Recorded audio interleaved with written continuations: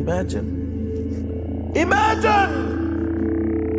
The sun will be above our head, the distance of a mile. The distance of a mile. The Prophet ﷺ says that people will continue to sweat and sweat and sweat. That people will drown from their sweat.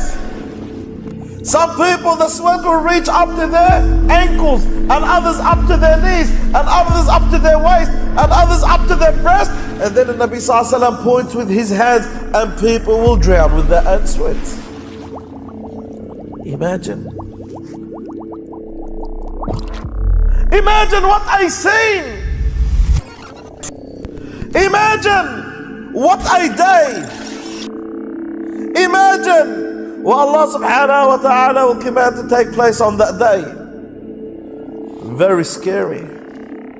ألا يظن أولئك أنهم مبعوثون ليوم عظيم. Do such men not consider that they will be raised again unto an awful day?